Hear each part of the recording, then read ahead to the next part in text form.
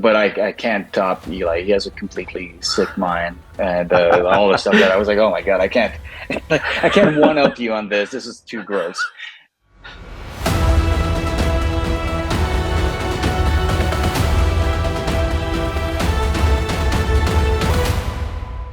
Welcome to a very special episode of Regal Prop Shop. We're going to be talking with Academy Award-winning special effects and makeup artist Adrien Morot about his new holiday horror film, Thanksgiving. Before we dive into the interview, I need to cover a few warnings. First, this interview includes photos, videos, and discussions about props and effects from Thanksgiving.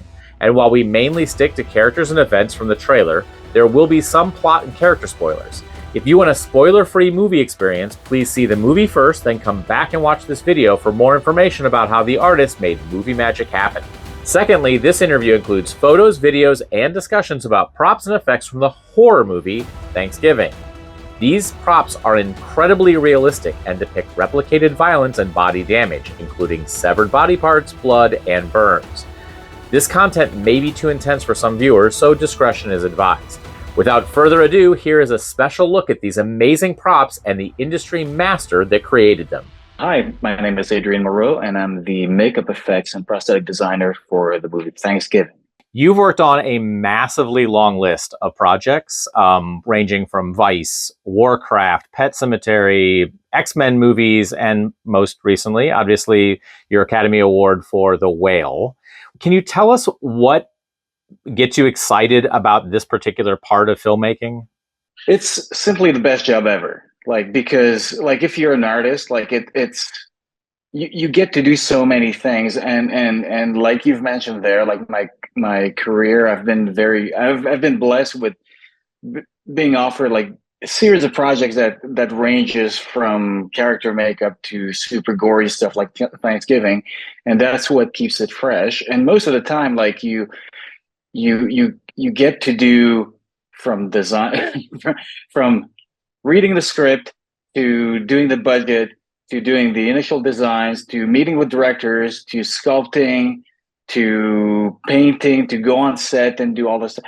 There's so many things that comes into the process that it's not stagnant in any way. So that's what keeps it fresh.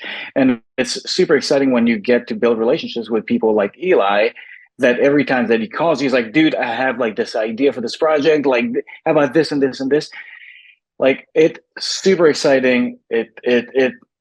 Like, I'm eager to go to work every morning. There's not one morning where I'm not like, oh my God, I'm the luckiest guy alive. Well, we have some props here from Thanksgiving that you guys sent us, and I don't know if the camera can do justice to how awesome these things are. We've got Manny and Lizzie, and I have Kathleen off screen. These are physical props from the film. Can you walk us through the process of how you'd build something like this that not only has to look photorealistic, but also has to match what the actual live actors look like? I think that what most shops do still to this day, and what was done and what we've done like at my shop up until just before we did the movie The Whale, we used to have the actors come into the shop. We would meet with them, would do a series of pictures, and then the first step of all of this was to do a live cast, which means covering the actors with a dental material called alginate, the same stuff that you use to do a dental cast. And you would cover them with that. It would take like very fine impression, but there's a bunch of inconvenience with that method, such as like there's added weight to the face. You can't do it with the eyes open. I've tried it. It's very painful. Don't try it at home. And plus, if the actor is claustrophobic in any way, it makes the process like a real nightmare for everybody involved. So just before The Whale, we started like experimenting a lot with digital imagery and 3D scans. And in the past 4 years, that's all that we've been doing. Like, so the actors in this case for Thanksgiving came to our facility, and then we did all 3D scans, full body scans of their face. And the thing that's great with that process is that because it takes like a few seconds to do like a full scan, we're able to do different expressions and try out different things where like if you're doing a live cast, it really takes like doing the head takes like 40 minutes just for one expression. So you can't like you have your talent coming in the shop he's going to be there. Like they're often like on a tight schedule, so you need to do things really quickly. You only have one shot. With this, we're able to do like a bunch of different expressions. Like Lizzie, we've done like we've tried different heads, like different kind of expressions that she was doing. Like some were really funny actually, and then we have like a 3D image. Then I go on the computer and I clean that up. I clean all the little noise and weirdness that might be. I might be able to tweak the expression if that's something that we want to do. And then often like another advantage that this technique offers is that I can then go and send images to Eli. So like, oh, what about like those different facial expressions? And you can be like, oh, you know what? I like the head position in number one, but I'd like to go with expression number five. And then you can do a merge of the two. And once you have that, and everybody's happy with the look of and the expression is going to match exactly what the action is going to be in the movie, then we go on and 3D print everything. So we 3D print the heads, we 3D print the body, we 3D print the hands, everything that we need that's going to be part of the effects on set. So you 3D print the positive and the negatives, right? So you 3D print the molds you're going to make the runs with. That's right. We 3D print the molds from that. So we create like a negative space into like just like as if we were doing like a physical mold, but it's all like done on the computer. Then we 3D print that, and then we're able to run our props like silicone straight into our molds. And then we have like sort of a like if you clench your fist like this and you look at your knuckles, that kind of like pale yellowish color that you have on the knuckles, we run all the pieces with that color. So it's kind of like a neutral base tone. And then you take those pieces and you start with an airbrush, you slowly with reference pictures and swatches of skin tones that you've matched to the actor when they came sitting down in the shop. Then you match every capillaries, every kind of blemishes that they have like with an airbrush. And once you have something that's pretty good, then the head goes to a different department that's going to be punching all the hairs in one by one. So like Manny in this case has like a beard stubble.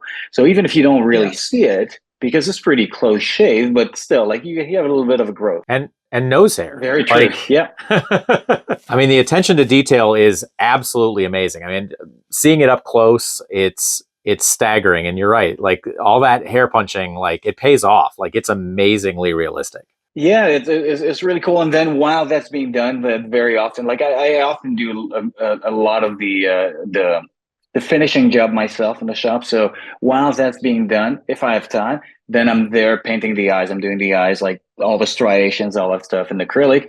Once the hair is done, then I can actually, by that time, it's ready to plop the eyes in. And then I do some finishing tones and look if everything works. In parallel to all of that, that's the advantage of also working in 3D, is that you can do a bunch of different steps, which we weren't able to do before.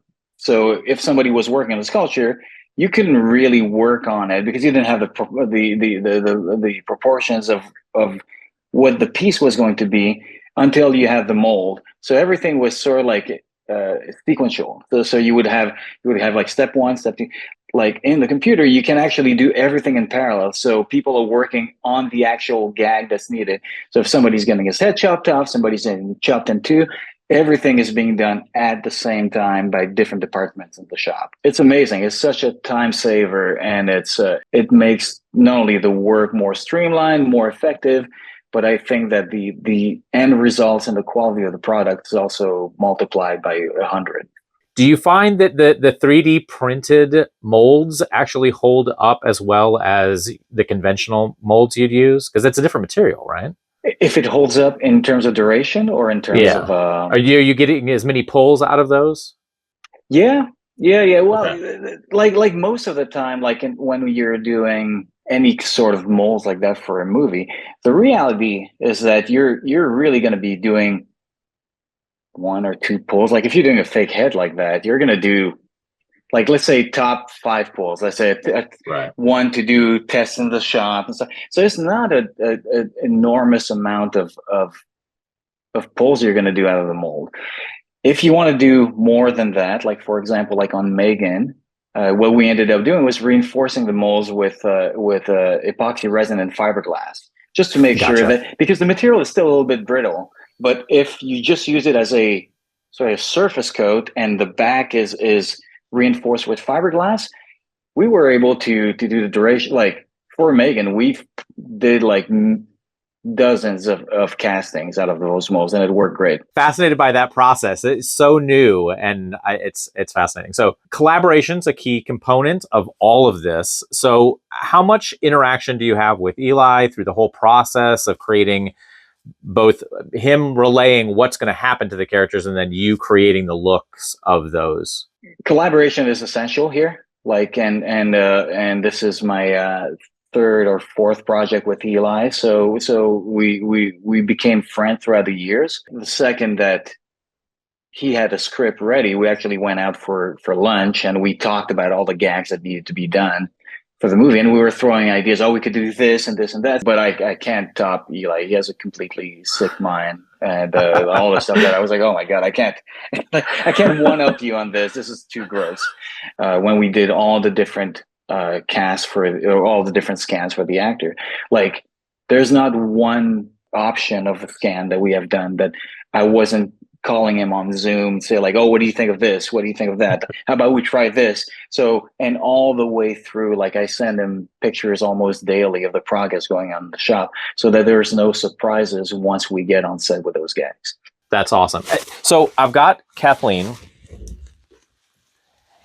So I have Oh, her. she looks tasty. Yeah, she looks well done. So I assume that you also worked on prosthetics for the actress to wear as well. In this case, for Kathleen, we like the prop was sculpted like that in the computer. But when you are working with actors and putting prosthetics on them, as opposed to doing a prop like this, is there a difference in approach? The process is similar, same thing. Again, really groundbreaking stuff. Like I know that we were up to 2-3 years ago when we did The Whale. We were the only ones who had ever done that. And I think that since The Whale came out, like, and now the entire industry is trying to catch up to what we're doing, but they're far behind. I'm not worried yet. But prosthetic making it's an additive process. So you can't take away.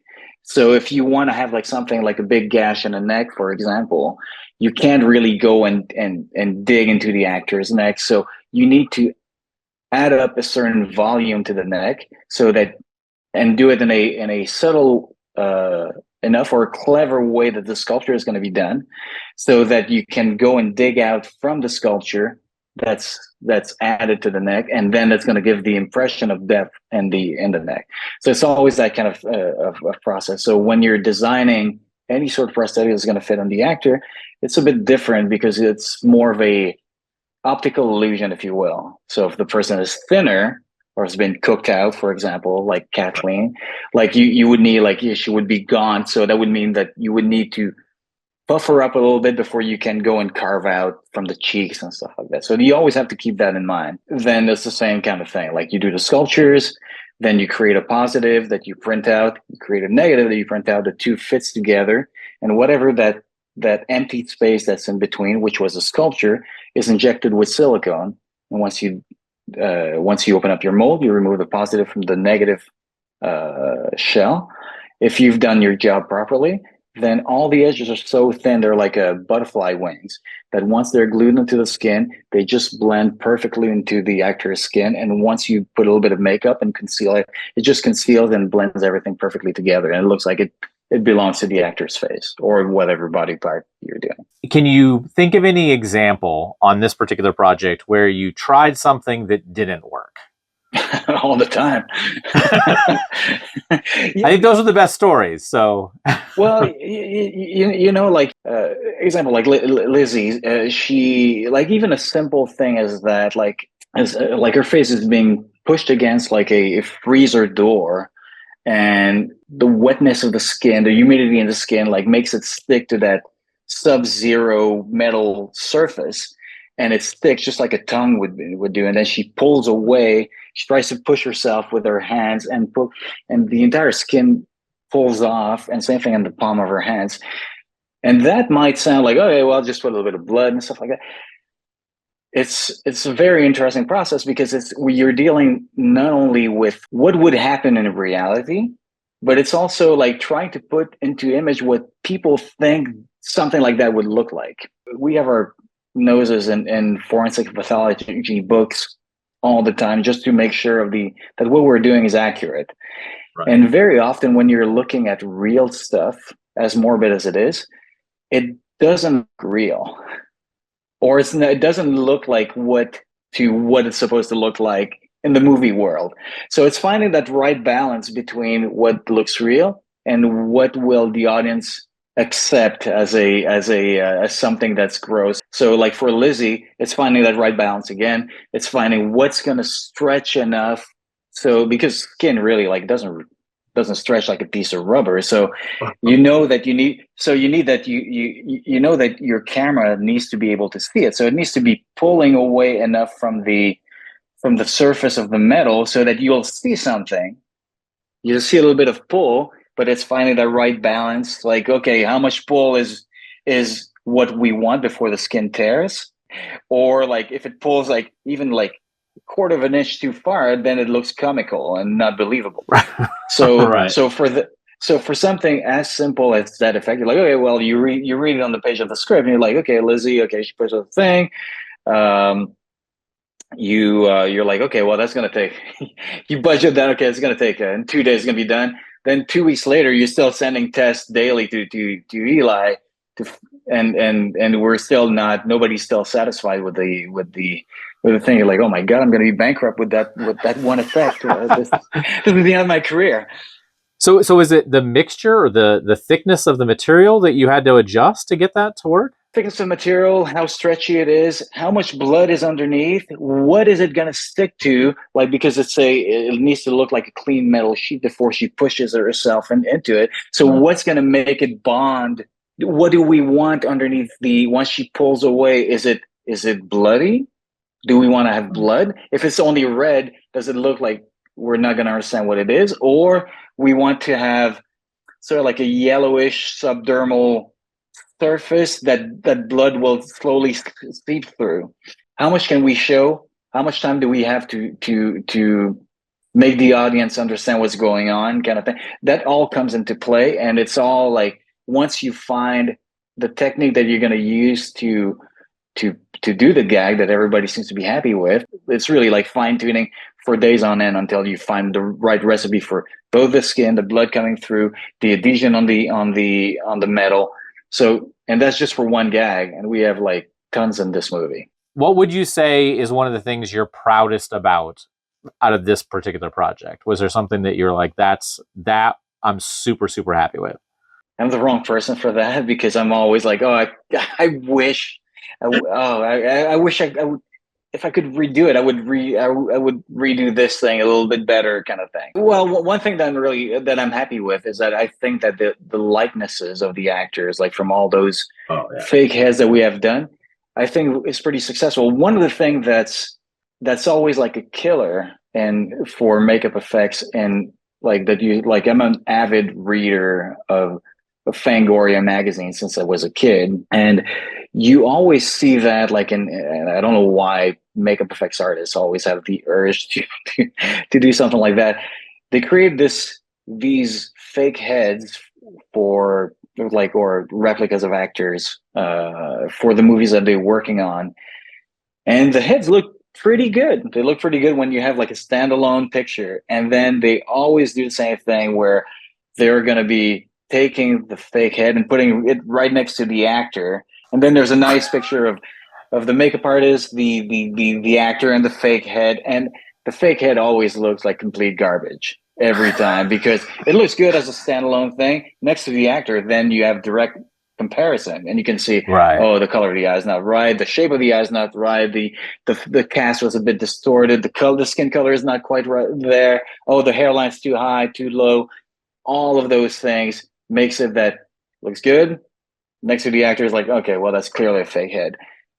In this case, sadly, much to my horror, I saw like they were like the photographer was like, oh, take pictures with the actor. Same thing. And when I was looking at the pictures side by side with the actor, you couldn't tell which one was which.